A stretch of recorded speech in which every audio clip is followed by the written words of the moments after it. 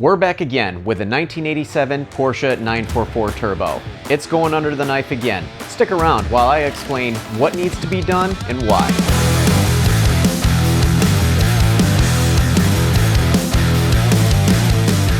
So if you followed along with any of my previous videos on this car, you might be thinking, uh-oh, what did he do? Something go wrong with that brand new engine? No, no, no, no, no, no, no. Well, no, but that doesn't mean it's totally free of issues. So the first issue I need to take care of are a couple of small coolant leaks. So the first one, I noticed a couple of little drips underneath the car. It looked like it was probably coming from the thermo fan switch. But when I looked up top, if you look at that gasket right there, you'll see that it is definitely a bluish green, or the color of the coolant. Now that is a plastic nozzle that screws onto the plastic portion of the radiator and is a fairly common leak point on these cars. So while I do have a new part coming in the mail, I am going to try to tighten this down just a little bit and see if that takes care of the leak. If not, I'll have to drain the coolant and replace that nozzle.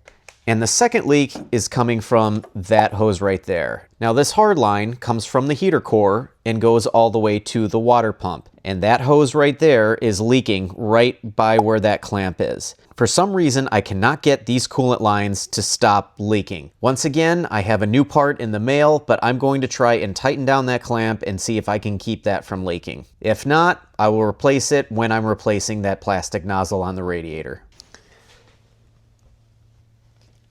If you look down in there, it might be kind of hard to see on camera, but that large vacuum line, that silicone line with the 90-degree bend on it, attaches to the top of the air oil separator.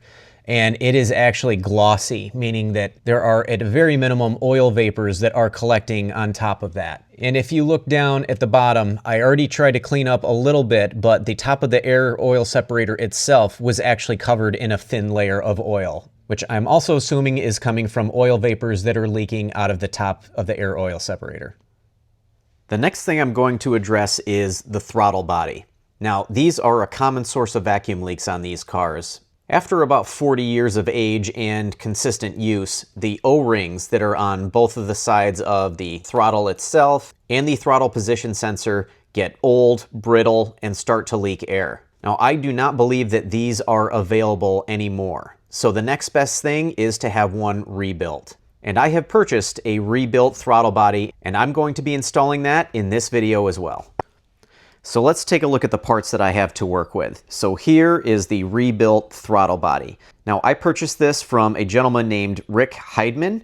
I found him on Facebook. He is pretty active on a lot of the 944 Facebook groups. And when I remove my throttle body, I will compare them side by side, as well as go over some of the improvements and repairs that Rick does on these throttle bodies. And with that, I have new O-rings. So this is the O-ring between the throttle body and the intake manifold, as well as an O-ring for the throttle position sensor.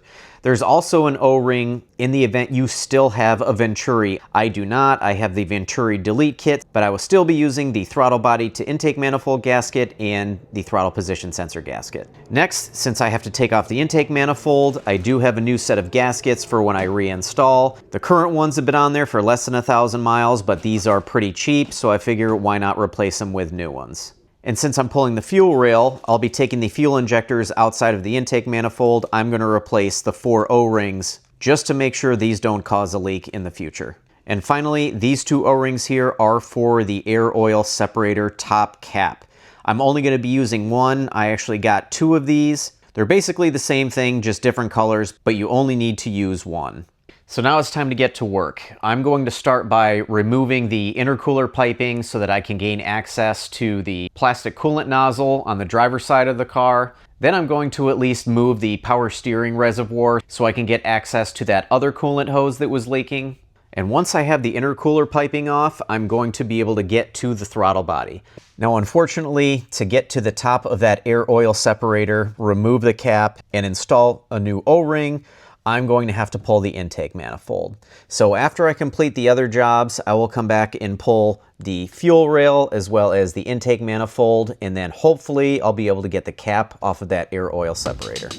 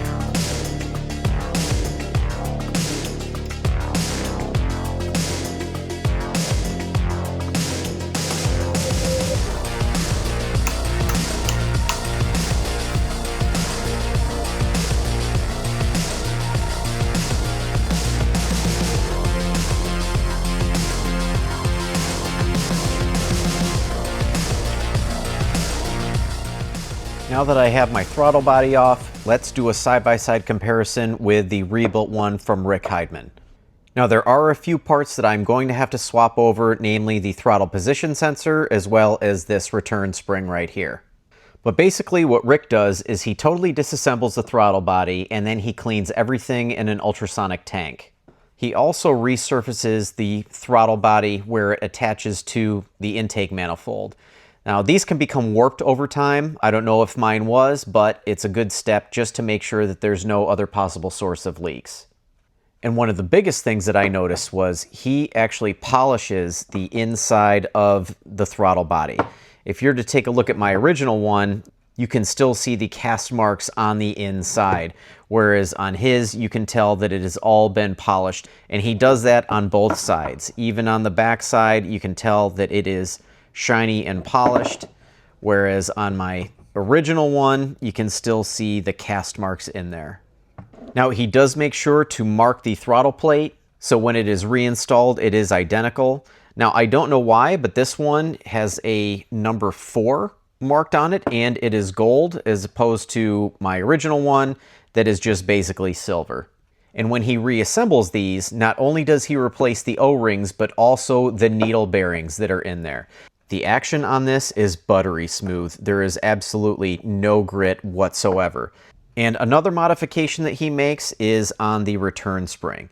So if you look right there, there is a channel where that return spring sits in there. Now these have a tendency to bind over time, and if you look at mine, you can see it's up against the end there. So I'm going to start by swapping over the throttle position sensor onto the new throttle body and adjust it so it clicks when I just start to turn it.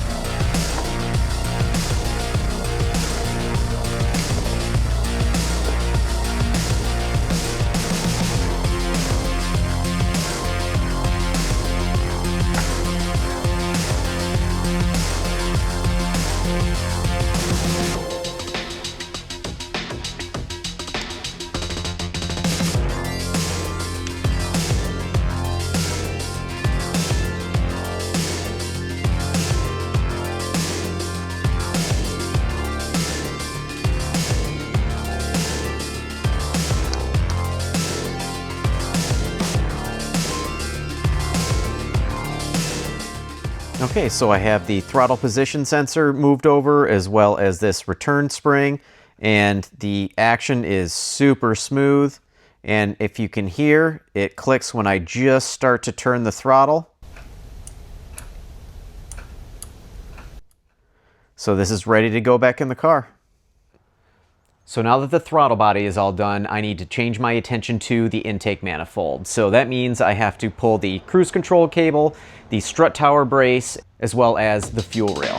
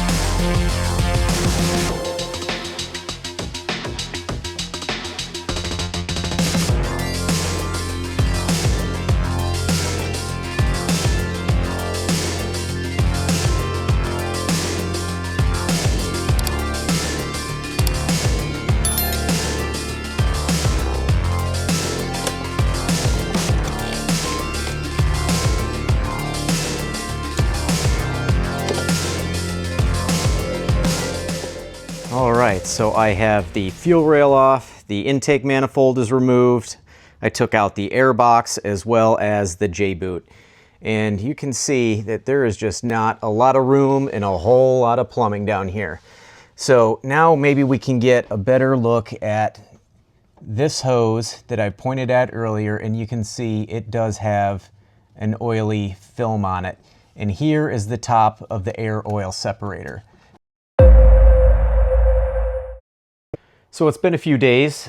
We had Christmas Eve, Christmas Day, so I took a few days off of working on the car. And I was going to get back at it this morning, and when I came outside, I noticed a fuel smell in the garage, and that's when I noticed a mini disaster. If I remove this piece of aluminum foil, you might notice that, one, I just got gas all over the place, and there is a fuel injector missing. And that's because it is over here on the workbench.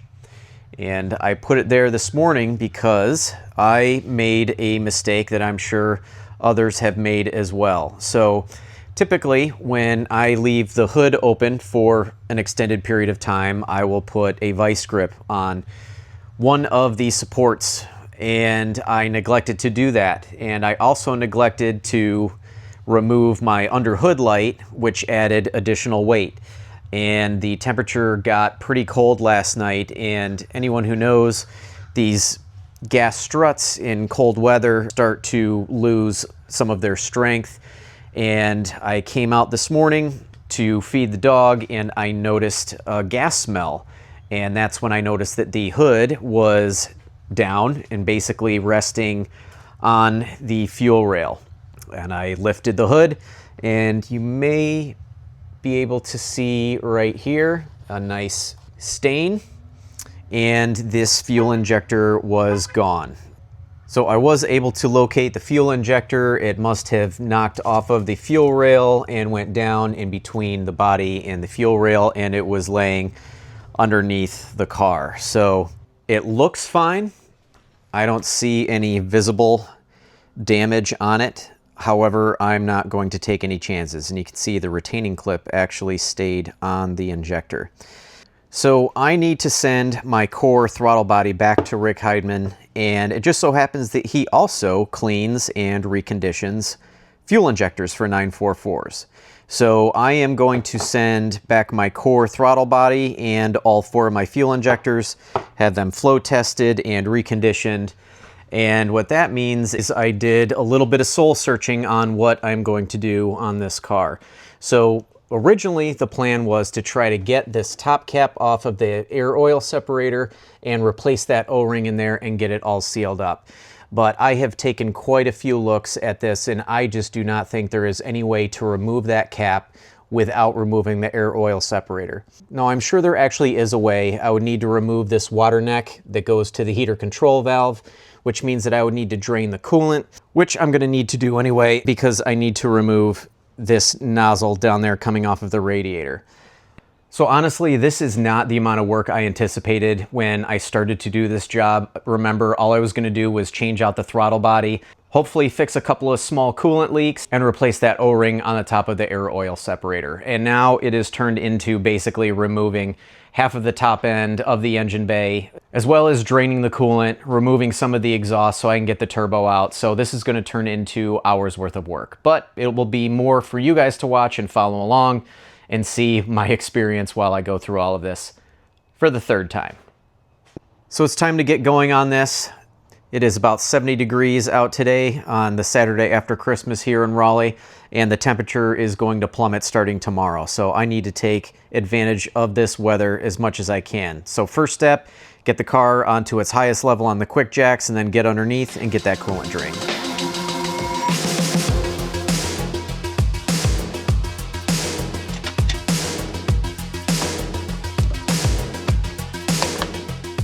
I'm under the front of the car, and I am about ready to drain the coolant.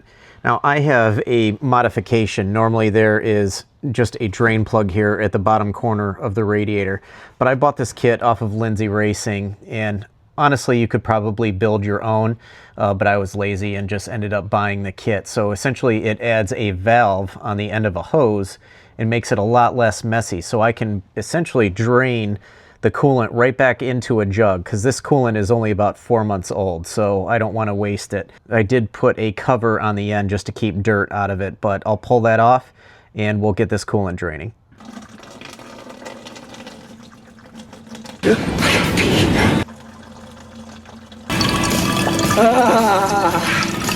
So I've drained about a gallon worth of coolant out. What makes it nice with that valve is you can just turn it on and turn it off whenever you want. And like I said, it's about 1 full gallon, which should be plenty for me to be able to work on certain things like this plastic nozzle here that I'm going to replace. I did receive a new one in the mail, as well as getting the coolant lines off of the turbo. So there's one here and then one in the back. And typically when you remove those, you are going to get some coolant that leaks out, but this should hopefully keep it down to a minimum.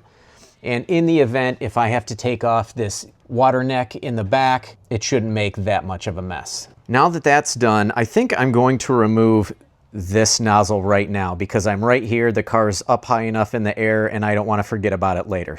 I have the coolant hose off of that plastic nozzle, and it's just a matter of getting this off. It's really tight down there, as you can see, but it's a 17 millimeter, so I should be able to just twist it off now. There it goes. That was kind of a nightmare, but I was able to get the old one out. It used to be right there. So now I have a new one with a new gasket, and I do not think I replaced this when I pulled the radiator to do the motor swap. So we'll see if this works. Hopefully I can get this in and get this sealed, and that the leak wasn't coming from some sort of crack on the plastic side of the radiator. So I have that new fitting in, and I have it tightened down. I have not been able to find a torque spec for it. It is just a plastic nozzle going into the plastic side of the radiator. So I didn't want to make it too tight, but tight enough to make a good seal with that new gasket. So I have the line hooked up again and the hose clamp tightened down. So hopefully that resolves one of the initial issues that I set out to fix. And off camera, I also tightened down that clamp right there. Originally, I thought I had ordered a new hose. I was wrong. I thought I ordered it along with that plastic nozzle, but I did not. So I was able to tighten this down a hair more. Hopefully that holds. If not, I'll just have to order another hose and see if that fixes it. I'm under the car now, and here's where the real fun begins. So in order to take the turbo out, you have to remove the exhaust. And there's basically the downpipe and this crossover pipe that have to be removed so that the turbo can be removed. Now, normally this crossover pipe is one piece. It goes all the way from the turbo over to the header. I sent mine off to Lindsey Racing and had them do the modification where they add another joint in the crossover tube so that I can unbolt it from here and just pull the turbo out. So that means if I undo these 3 bolts and then the 3 up on the downpipe, that should give me the ability to just pull the turbo up with the top portion of the exhaust still bolted to the turbo. And the first step is I do need to remove the O2 sensor right up there. So I'll get that out and then get the crossover pipe and the downpipe unbolted. Now I do have a jack stand under here to help support the exhaust when I do unbolt it. All right, so I've got everything unbolted. A couple of the studs came out both on the downpipe and on the crossover pipe. Honestly, I was hoping this stud would have come out as well. I think it would have made it a little bit easier to try to pull the turbo up and out, but I should be able to make do. So the next step is to loosen up the steering rack. And the reason for that is to be able to gain access to the bolts that hold the turbo on. You need to basically loosen the support brackets for the power steering rack so you can move it out a little bit and get a long extension up to the top underneath the turbo. So I also need to remove this hose that cools the alternator. So now I'm going to focus on getting some of this tubing out of the way. So I will pull this tube off the turbo as well as these coolant hoses off of the front, as well as remove the wiring to the turbo thermostat.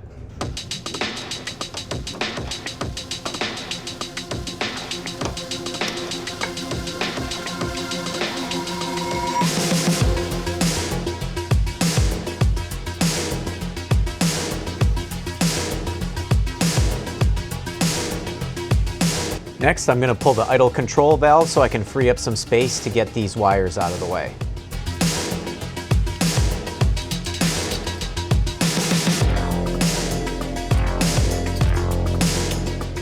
So next I'm going to remove this vacuum manifold. So all I have to do now is take off this 10mm bolt and this whole thing should come off.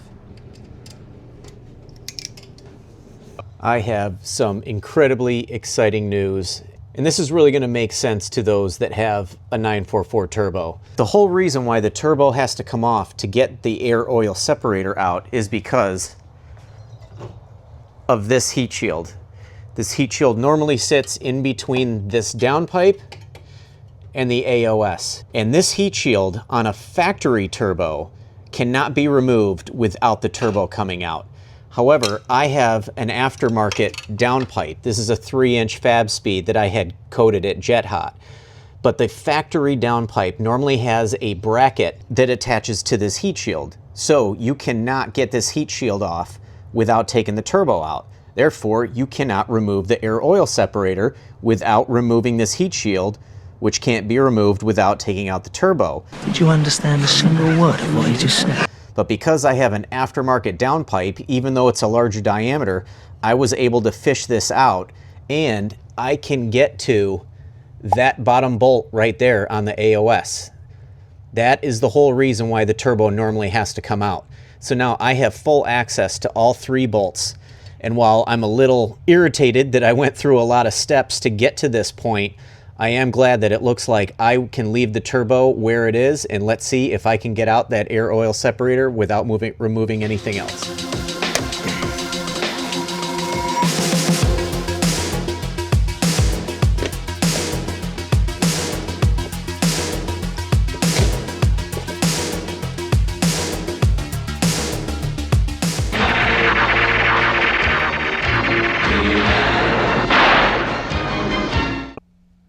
I cannot believe that I'm holding on to this right now without taking the turbo off. You have no idea how much work this saved. Even though I was probably 60% of the way into it, the fact that I don't have to remove that turbo is just the best turn of events that I could have ever expected. So this is what I was talking about, this top cap here, and you can see that there are a couple of areas where it is connected to the body. And in order to get this off, I need to get some tools up underneath and pop it off without breaking it, which can be extremely difficult. So what I'm gonna do is I'm gonna try to take some heat. I'm gonna hit it with a heat gun, not getting too close. I don't wanna deform it in any way. But if I can warm it up, get it a little bit softer, and then get some mini screwdrivers up under these clasps that are under here and get it off, it's going to be a little bit more difficult on this side because I can't get underneath it because of this. But either way, I am going to be ecstatic if I can get this off. If not, worst comes to worst, I'm going to have to buy a new one. But let's see if I can get this off and then get one of these new O-rings on there. Well, that didn't go like I had hoped. Failed, I have. So it seems like everyone that has tried to do this previously and said that there is just no way to get this cap off without breaking it might be right. I heated this up, but it is just so brittle. After 37 years of heat cycles, I think it was a lost cause to begin with. So the first second that I heard a crack, I knew that I was done for. Here is that O-ring, and it's definitely failed. It is not spongy whatsoever. It is just brittle like plastic at this point. So I'm pretty confident that there was oil vapors that were leaking out through this somewhere. So looks like I'm buying a new one. I'm not going to take a risk on buying another used one that could also be leaking through the top as well. So I will be placing an order for a new one.